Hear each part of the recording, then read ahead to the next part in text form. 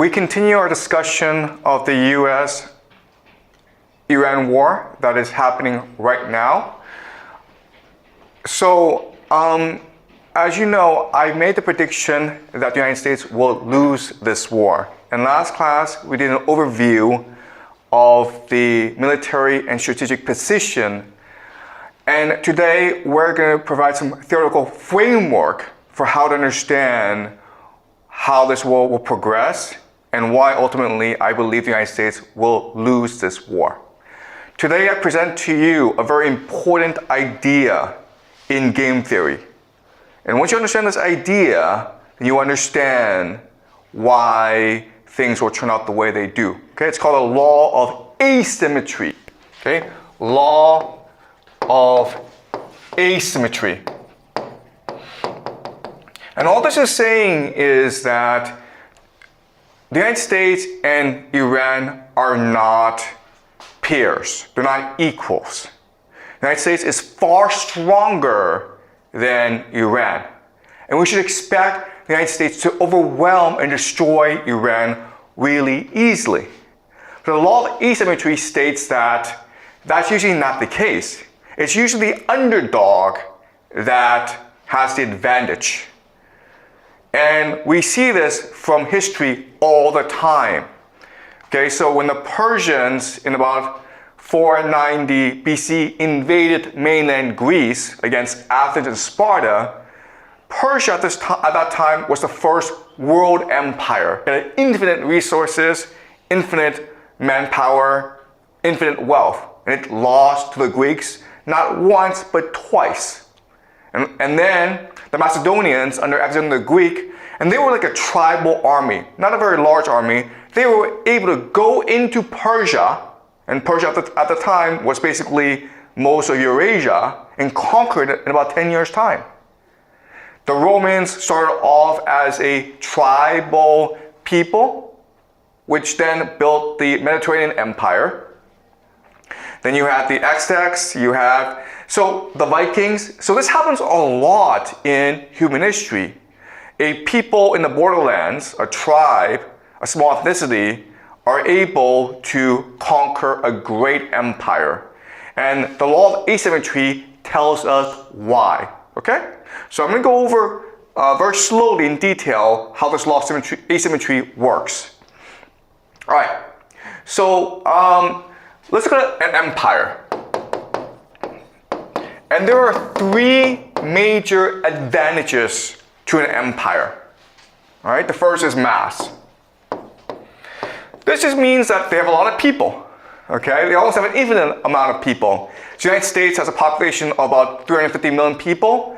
But remember, the United States can also draw on the populations of its allies, which includes the Five Eyes, the Anglosphere, but it also includes Europe. It also includes East Asia, South Korea, Japan, basically wherever the Americans have a military base. Right? So most of the world are either allies of the United States or vassals of the United States. So the United States can basically draw on in billions and billions of people for its wars. Okay, so it's mass. Second is the idea of organization. Organization just means a hierarchy of bureaucracy and elite that allows you to organize your resources and your people in order to generate wealth, which is basically science and technology, okay? Science and technology, which leads to the most advanced weaponry, okay? So think about the United States, how they fight this war. They have these satellites that provide for precision targeting. They have these airplanes, these B-2 bombers, F-15s, that are the most advanced weaponry ever in human history. Okay? So organization. And the last great strength of the empire is the idea of death. Death is the idea that because your people are infinite, because your organization is so strong, because your resources are so vast, you can afford to lose many, many wars, okay? It's not a big deal if the United States loses this war in Iran. If they want to go back, they can go back with even more soldiers, even more weaponry, because their wealth is infinite. Okay? So these are the three major advantages of an empire. And in theory, because of these advantages, an empire should be invincible and eternal. But we know for a fact that all empires fall, and they fall very, very hard. And quite honestly, they don't last a very long time. Maybe 28 years, maybe 300 years for most empires. That's not a very long time.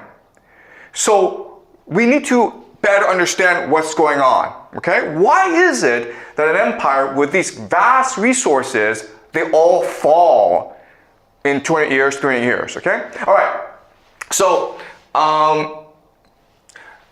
what we need to understand is that all these advantages are ultimately disadvantages in the long term, all right? So let me explain what I mean.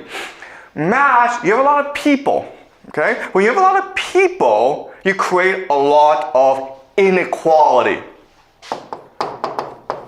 Why? Because there's competition for resources. There's too many people, okay? And this often leads to debt and slavery.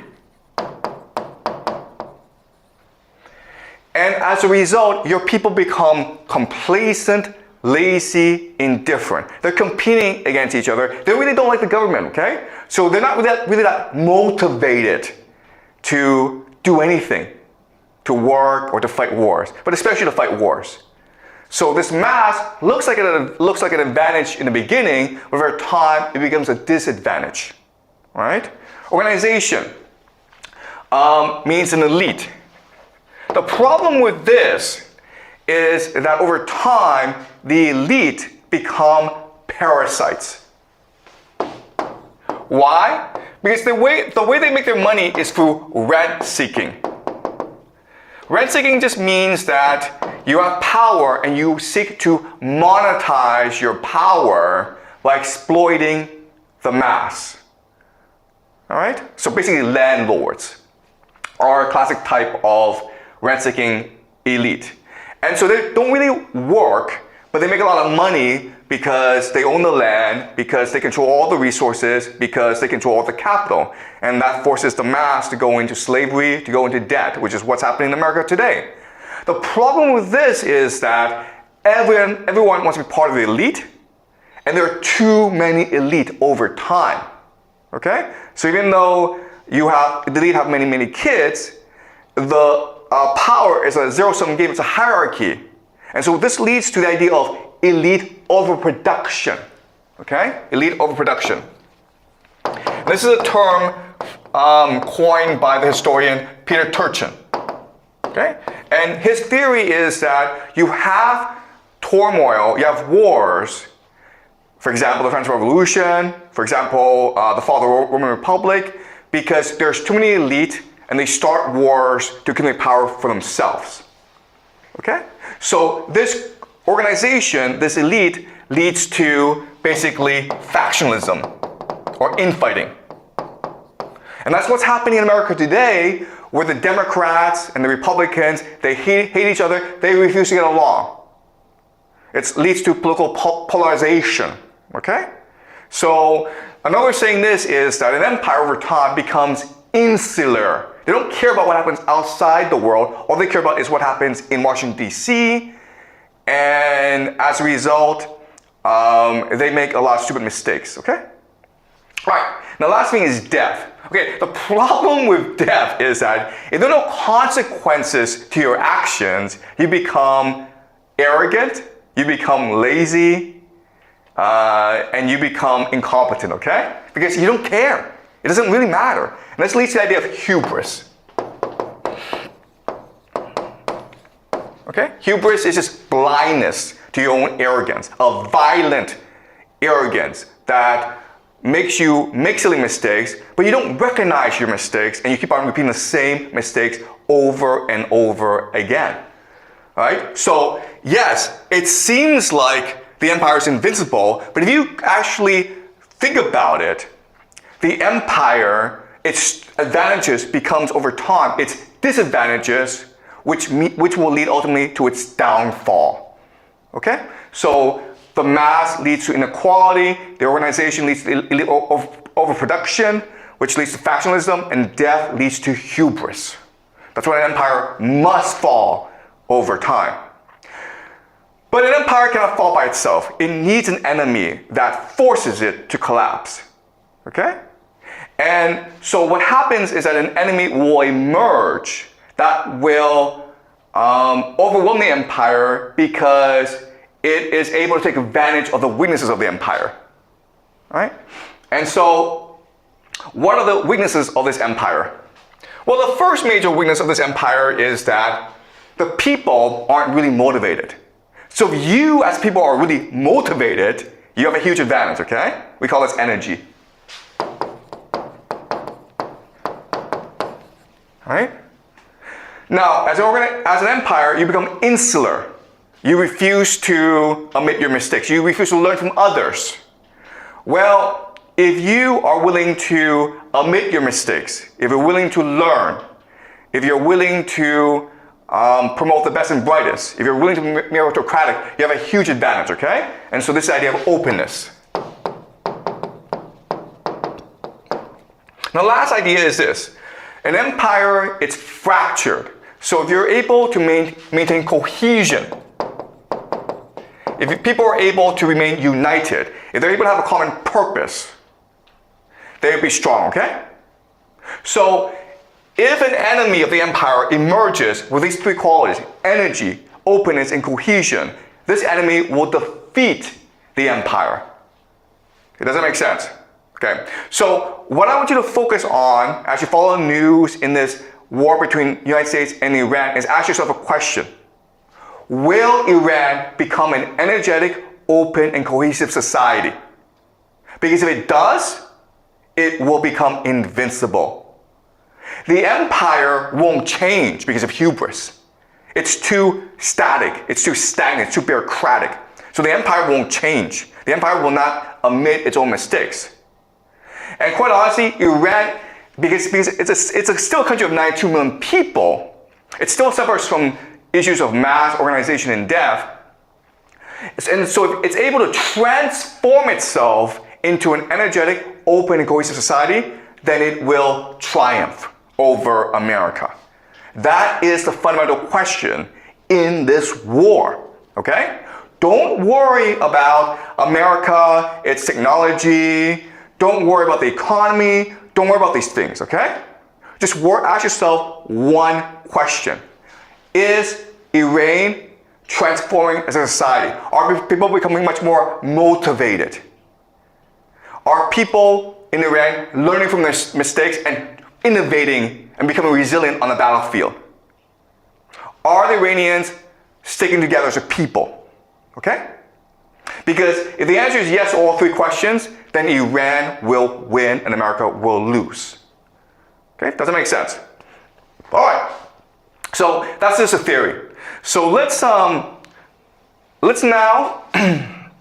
talk specifically about America and Iran, okay? So America will have three major advantages in this war, okay? These three advantages are of course, technology, propaganda, and money, wealth. These are the three major strengths of the American empire. Right? Technology is just what you see every day, right? The satellites that are able to precision target these airplanes that are the greatest war machines in the world. Okay, so America is home to the greatest scientists, the most advanced weaponry. Okay, that's just technology. Propaganda means that America controls information space. It controls the internet. It controls the world's most powerful media, including the New York Times, CNN, BBC. It controls YouTube. It controls Google. It controls information landscape. America does not want you to know something. It can hide it from you. America can control the discourse. It can control how you think about the world. That's propaganda. The last thing is money. Okay? And it's a very simple idea. The United States controls the US dollar, which is the reserve currency of the world. And the United States can print as much US dollars as it needs in order to win this war. It has an infinite money printer. Okay? And then it can use this money to bribe people to fight this war, right? It can pay for mercenaries. It can bribe ethnic minorities to rebel against the government in Iran. It can bribe Iranian officials to betray the government, okay? So, looking at these three things, you would think that America is invincible, right? But again, we need to think about the law of asymmetry and recognize that these advantages are also disadvantages, all right? So, let's discuss this. Technology. Well, you know, if you have the most advanced weaponry in the world, you become lazy, arrogant, and dependent on the technology, right?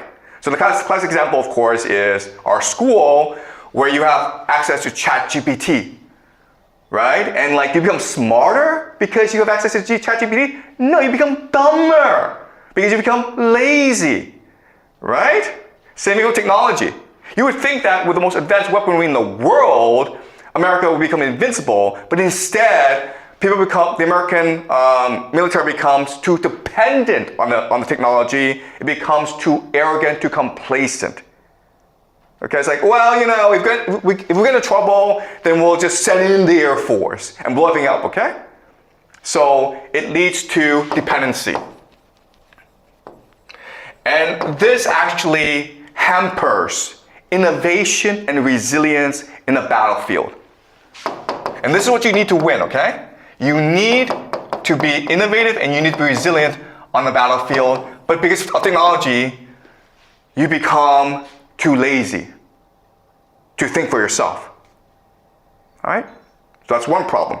Propaganda. You would think that, oh, America can control the debate, therefore, that's a huge advantage. It's actually not an advantage, guys. The reason why is that in order for innovation and resilience to happen, you need to have open debate, right? You need people to voice dissenting opinions. But if you control the information landscape, what you can do is censor. And that's what America's doing right now. It's telling people to shut up and obey.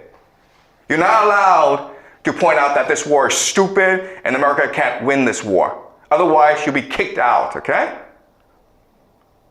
So this means that there's really a lack of rigorous debate within the American government, within the American military, within the American elite, which of course will lead to hubris. It will lead to bad decision making. No one will point this out because they're too afraid of pissing off the president and his people. So they'll shut up, and America will keep on making the same mistakes over and over again, okay? We call this drinking your own Kool-Aid, okay? Okay, they're basically getting high on their own supply is another phrase that we use.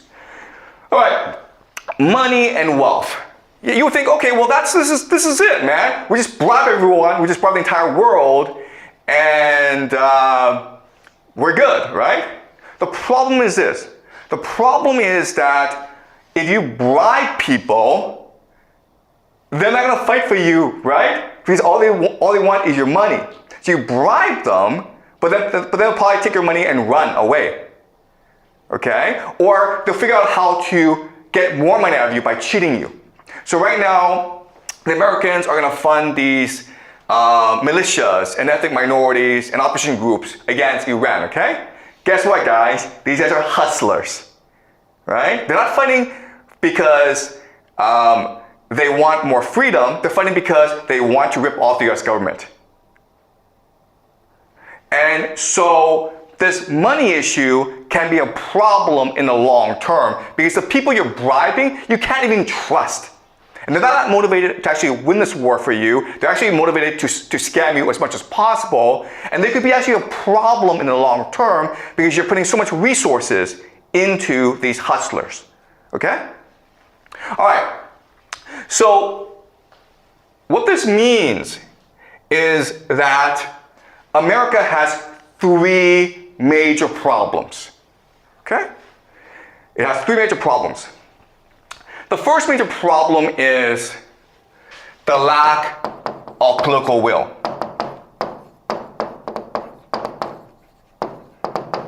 And all this is saying is that the American people don't want to fight this war. The American government doesn't even know why they're fighting this war.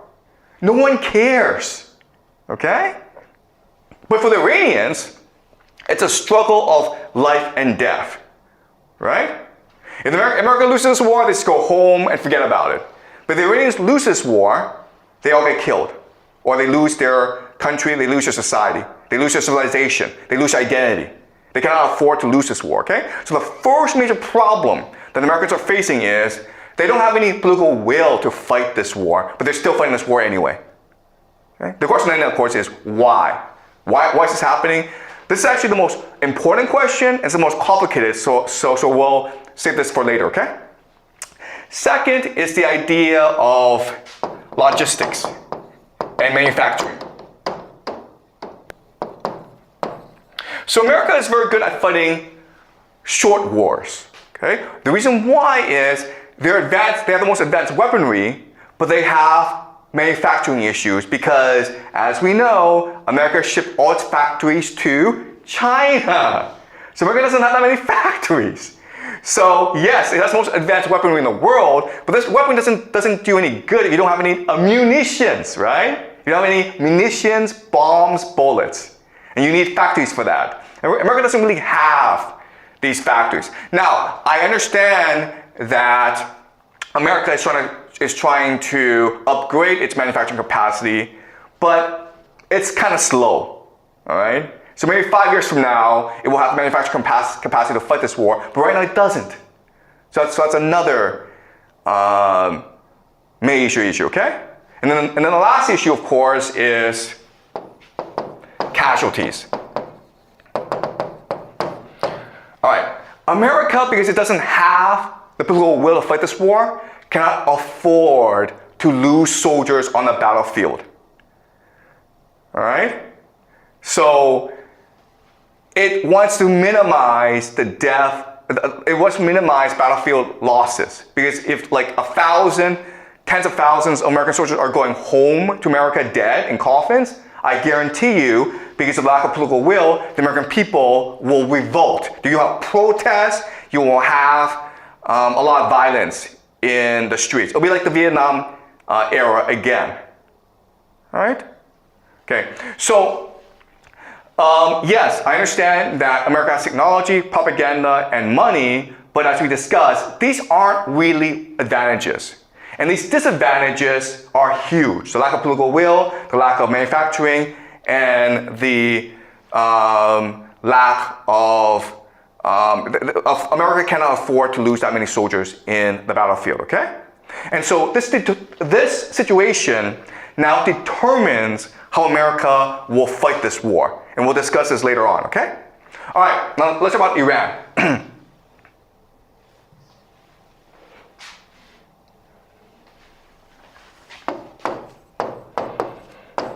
Okay, so Iran has a lot of disadvantages, okay?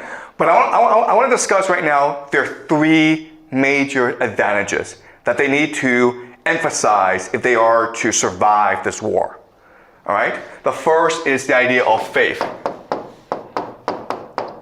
right? So remember that the Iranians are Shia, and as such, it's a religion of martyrdom, of eschatology, of individual sacrifice for the greater good. The Shia are not afraid to die. And because their great religious leader, the Ayatollah Khamenei, was assassinated by the Americans and Israelis, they are motivated to seek vengeance, to martyr themselves for the greater good, to seek eternal paradise, okay? Jihad.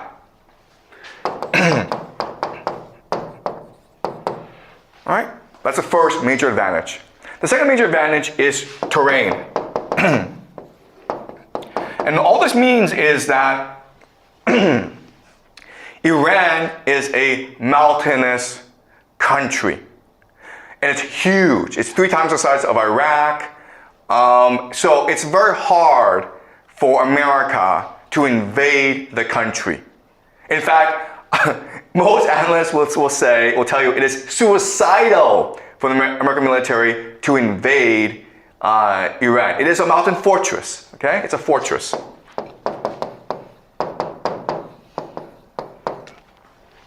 And the last issue is, the last advantage is nationalism. Okay? All right. So the Iranians are Persians. And the Persians go back 5,000 years. It is one of the greatest civilizations in human history. And as we discussed last semester, in the ancient world there were 3 great civilizations, right? The Jews, the Greeks, and the Persians. And the Persian culture, it's vast, it's beautiful, and it's deep. And that's what gives the Iranian people a lot of pride. Okay? So when they're fighting, they're not just fighting for their religion, they're not just fighting for their homes, they're fighting for the entire civilization that goes back 5,000 years. Right? So these are the 3 major advantages that the Iranians have. Okay? Faith means that they're not afraid to die for what they believe in. Terrain means that the Americans will have a hard problem invading the country. Nationalism means that the people of Iran know what they're fighting for. All right? So, but again, remember, everything that it seems like an advantage can be a disadvantage as well. All right? So, let's go over what the problems are. With faith, you might have an issue of blindness, okay? Or zealotry, where you're not afraid to die, but that means that you're not thinking strategically, okay? Maybe you're gonna waste too many soldiers on the battlefield. They're brave, but they're kind of stupid as well. All right, so you might have an issue where Iran is not using the optimal strategy because their soldiers are not afraid of death. And we're already seeing that where the Americans have already blown up and destroyed the Iranian Navy. Now, anyone could have told you that the first thing the Americans would do is go destroy the Iranian Navy. So you should probably not use the Navy or hide the Navy or blow up the Navy yourself, okay? Because you want to avoid as many casualties as possible. But they didn't do that, and the Americans have now destroyed the Iranian Navy, all right? So that's the issue of faith. Terrain, yeah, it's a fortress, but it can also be a prison, right? Where you're just sort of stuck there, and because it's a mountainous region, it doesn't have that many resources. So Americans can actually disrupt your water supply, disrupt your electricity, okay, and cause general poverty and hardship for your people, okay? And then nationalism, yes, Persia is a great culture, but remember that Iran is an ethnically diverse country. In fact, only 50% of the population of Iran are Persians. Others are different minorities, okay? All right? So you have then ethnic divisions, right? Okay? So looking at this, now we know exactly what the American strategy will be. Basically, the strategy will be to inflict as many casualties as possible on the Iranians. All right? To kill as many people as possible. Destroy the infrastructure of Iran so that the people don't have enough water, electricity, food to survive, okay? And the third, of course, is to create as much ethnic tension in the country as possible by arming and encouraging and bribing ethnic groups to rebel against the central government in Tehran, right? Okay? But again, what the law of asymmetry tells us is that the empire ultimately is not as flexible and open and dynamic as its enemy, okay? The weaker person is going to engage in much more self-reflection self-debate than the empire, okay? Because the empire will become arrogant. And so ultimately, Iran should triumph over America. And in fact, what's going to happen is that this strategy that America will use against the Iranians will lead to the Iranians becoming much more energetic, open, and cohesive. Okay? So let's look at the American strategy specifically.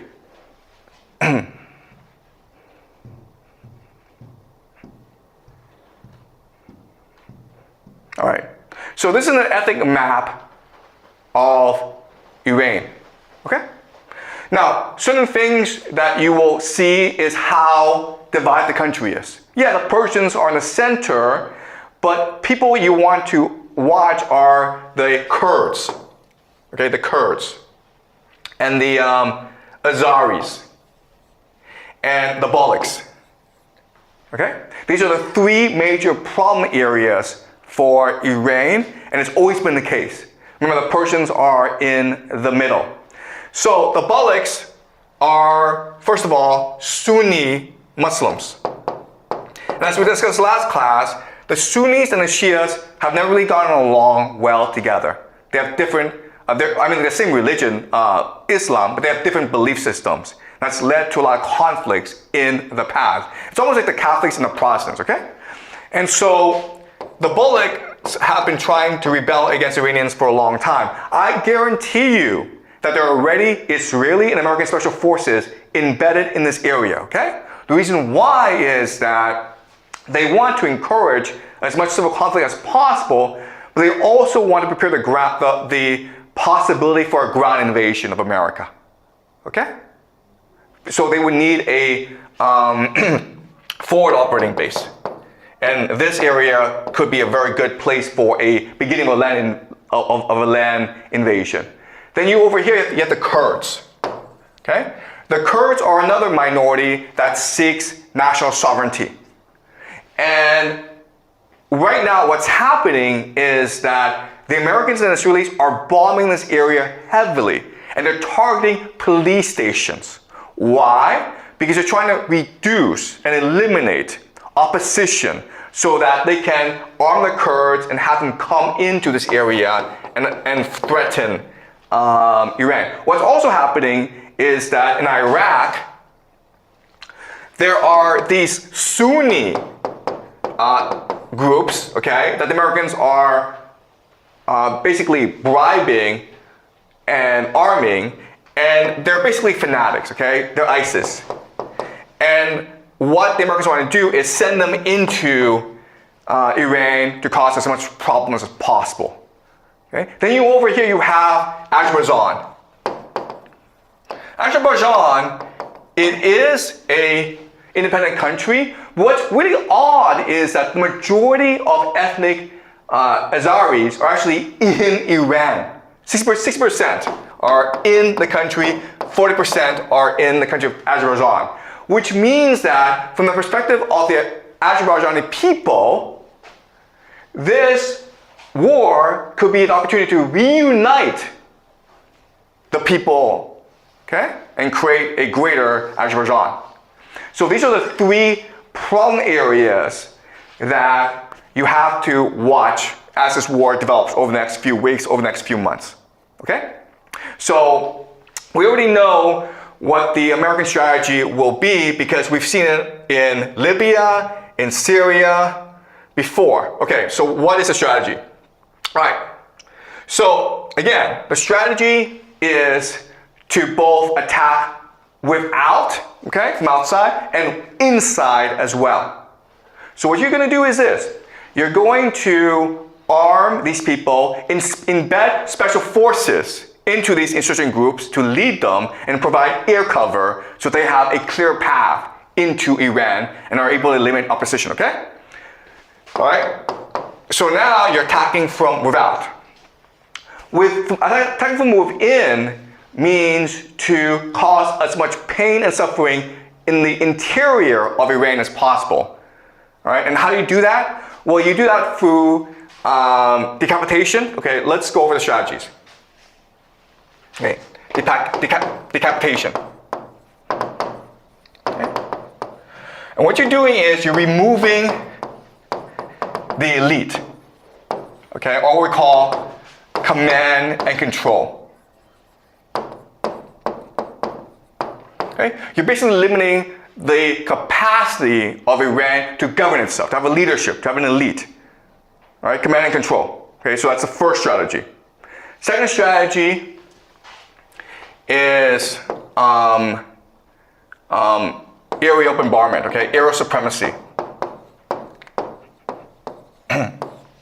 So again, America has the most advanced airplanes in the world, and the way that it's using its airplanes is to destroy as much military installations as possible, but it's also engaging in acts of sabotage. Okay? So what they're doing is they're carpet bombing. Okay, so they're carpet bombing Tehran, okay?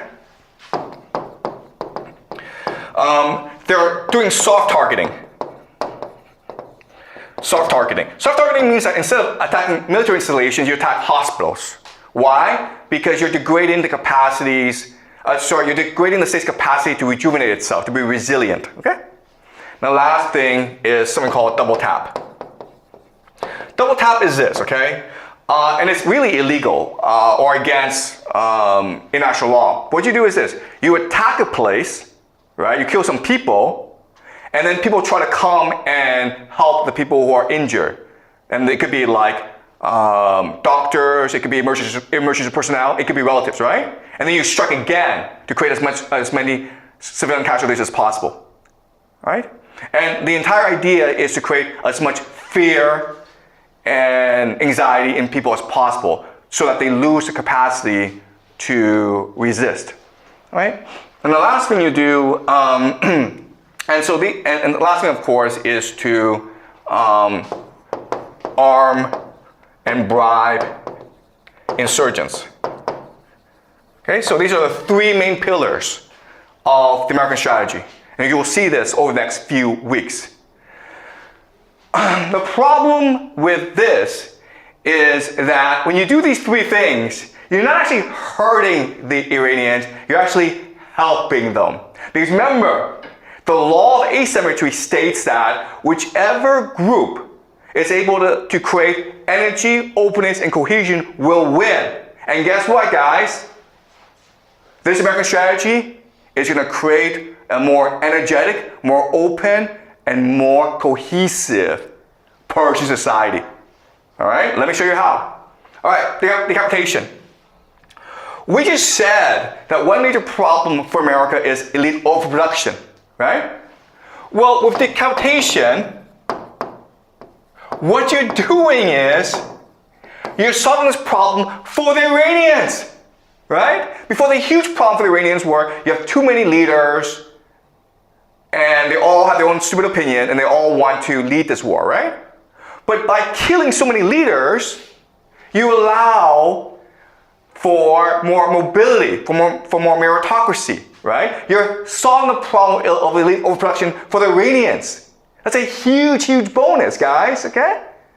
So the leadership will become much more lean, much more mean, much more determined, and much more strategic, okay?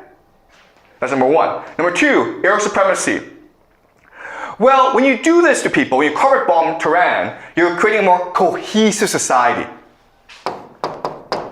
Why?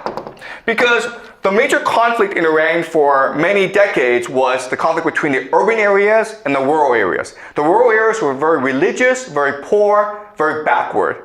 And the urban areas were educated, secular, and progressive.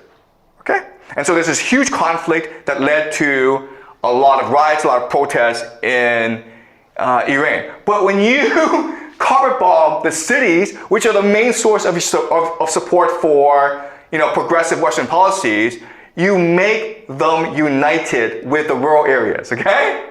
Does that make sense?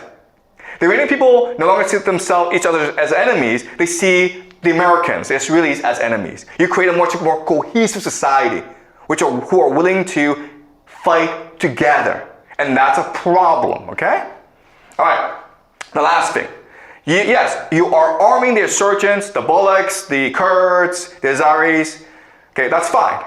The problem with this is that you are now activating, galvanizing Persian nationalism. Right? For the longest time, the Persian national identity was suppressed by the theocracy because they want to create a more, they want to create a grand religion that unites all ethnicities. When you turn the other minorities against the Iranians, then the Persian people have to come together and remember their history, celebrate their identity. And this is the key, okay? Once the Persian people are able to activate their long-lost memories, go back in the past and remember their greatness, they come together as an energetic, open, and cohesive society, okay? So, yes, the Americans have this strategy that worked in Libya and Syria and other places, but it's not going to work in Iran. In fact, it's going to do the opposite in Iran. Okay? And then you're like, well, why don't the Americans not do this? And I already told you, because it's an empire, okay? It doesn't care about Iran, it cares about itself. And so it's sort of stuck with this policy because remember, it's trying to win this war as quickly as possible because it doesn't have the manufacturing capacity to fight this war for a long time. It's trying to reduce as many casualties among its soldiers as possible because the Americans don't have the political will to fight this war. America's trying to win this war cheaply and fast. And if it doesn't, then America's in a lot of trouble. Okay, does that make sense, guys? All right, let me now let me now discuss the Iranian strategy, okay? So what the Americans are using is a classic strategy called siege warfare.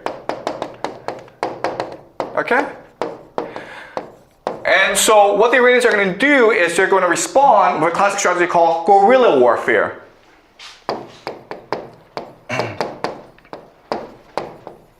Okay, and guerrilla warfare, guys, it's just simple, it's hide and seek.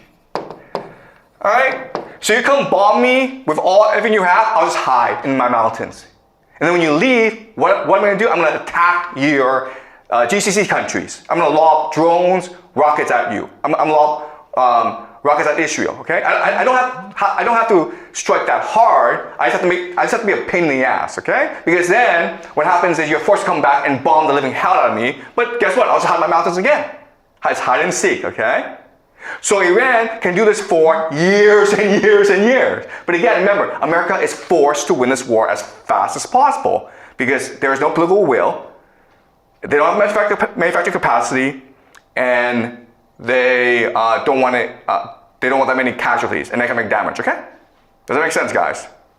All right, so that's all Iran's gonna do. Iran's just gonna be a pain in the ass, okay? A pain in the ass. It's trying to create as much economic damage as possible. It's trying to create as much fear as possible, all right? Which will force America to attack. The grand question is this: will America launch a ground invasion? Okay? Because if it does, then they've lost the war, okay? All right, because look at Iran, okay? Mountains and mountains, deserts. It is impossible to occupy this country. All right, it's impossible to invade. And what the Iranians want to do is be such a pain in the ass to commit so much guerrilla warfare that America is forced to invade, okay, from over here and from over here and from over here and from over here, and then eventually. But the problem is that America doesn't have the resources, the political will, the manufacturing capacity to fight this war. Okay? Does it make sense? All right. So now you're like, okay, I understand all this. But why the hell is this war happening then? Like, if I can tell you this, okay, I'm sure that their generals can tell them this as well. I'm sure that they know that this was the case. In fact, for years, America has been planning to invade Iran, and for years, the general was like, no, that's suicidal, let's not do this, okay? So why is this happening? And unfortunately, we don't know, because the administration is not telling us. At first, Trump is like, oh, because the nuclear talks didn't go well. But we know for a fact that the Iranians were willing to agree to all terms of the Americans. And then Marco Rubio, who's the Secretary of State, he came out yesterday and he said something really moronic. He said that, why did we attack Iran? Because we heard the Israelis were going to attack first. And then the Iranians were going to respond by attacking both the Israelis and us, the Americans. And therefore we have to preempt the Israelis by attacking first. That's just retarded, okay? All right? So they don't know why they're doing this. But there has to be a reason, right? Okay, well, a clue is this. A clue is this. The soldiers are being asked, the American soldiers are being asked to fight this war. And again, no one knows why this war is happening. But there's reporting that the generals are telling the soldiers, this is a war for Jesus. This is a war to create the second coming of Jesus, okay? This is Jonathan Larson, and he's writing this on Substack, okay? U.S. troops were told Iran war is for Armageddon, the return of Jesus. What is this? Okay,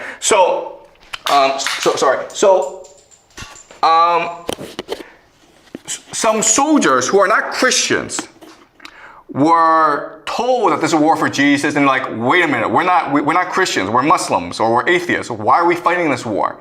And so they filed a complaint about this speech, okay? And we're going to read a part of this email that the soldiers who are dissenting sent to some other people to complain about this, okay? So, could you read, please? I am a NCO rank withheld in our unit. This morning, our commander opened up the combat readiness status briefing by urging us to not be afraid as to what is happening with our combat operations in Iran right now. Okay, afraid. This word tells us they're losing the war. Okay? Right? Keep on going. He urged us to tell our troops that this was all part of God's divine plan, and he specifically Wait a minute here. Wait a minute. God's divine plan? God's not the one ordering them to fight this war. It's Trump or the American military, okay? This is kind of weird. Keep on going. And he specifically referenced numerous citations out of the book of Revelation referring to Armageddon and the imminent return of Jesus Christ.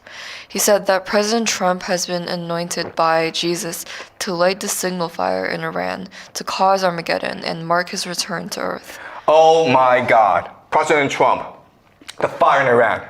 It's all part of a grand plan to destroy the world so that Jesus will return. What is this crap? Okay, keep on going. He had a big grin on his face. Okay, he's happy about this, guys. The world is ending. Yeah! Keep on going. When he said all of this, which made his message seem even more crazy. Our commander would probably be described as a Christian first supporter. He's been this way for a very long time and makes it clear that he desires all of us under him to become just like him as a Christian. But what he did this morning was so toxic and over the line that it shocked many of us in attendance at the Ops Readiness briefing. Besides myself, I am reaching out to MRFF on behalf of 15 fellow troops. I know you asked me about the religious views of our group who has requested help from the MRFF. I can only tell you that I am Christian, and at least 10 of the others are also Christians. One of the others is Jewish and one is Muslim.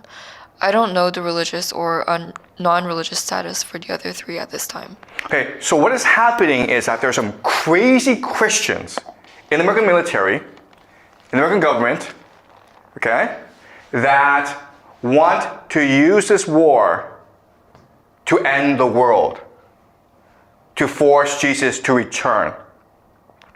That is why this war is happening. Okay, I'm not saying that this is the reason why. I'm saying like this is a possibility, okay? All right, this is Trump, and these are all religious leaders that support Trump because they see him as the Messiah. They see him as as this great hero who will cause the triumph of Christianity and the return of Jesus. And that's a possibility as to why this war is being fought. Okay? Because quite honestly, there's no other reason. It's hard for me to come up with another reason, okay? Alright. So this is something that we will look at as we go along. What is this crap? What is Christian Zionism? Why would they think that this war in the Middle East will cause the return of Jesus? Okay, we'll discuss this later on. But now it leads us to another problem, which is our entire class is on game theory, right?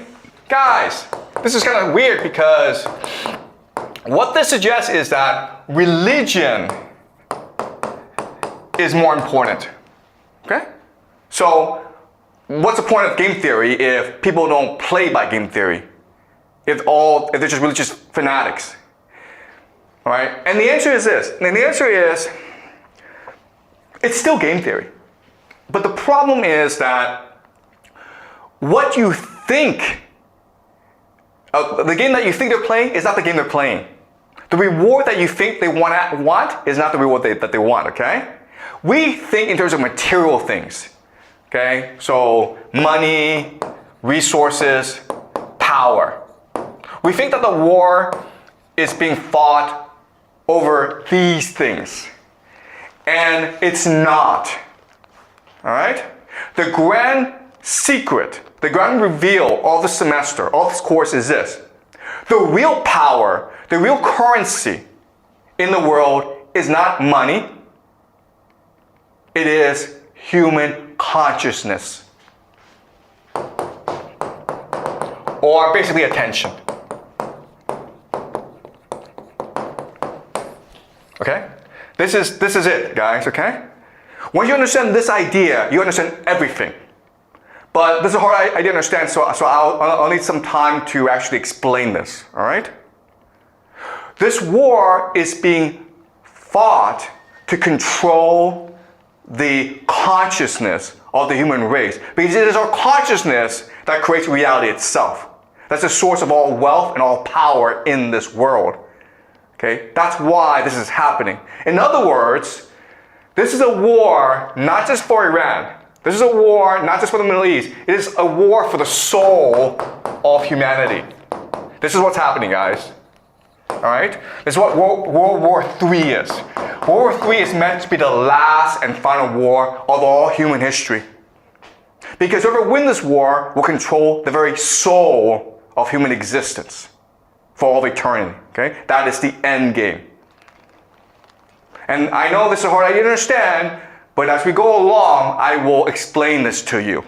Okay? That is the grand secret behind the world. Everything that you believe, everything that you see today, it's all an illusion. The reality, the truth, is that consciousness is a source of all power of reality itself. And so this is a war for human consciousness. It's a war for the very soul of humanity. Okay? Any questions? All right, I will see you guys next week.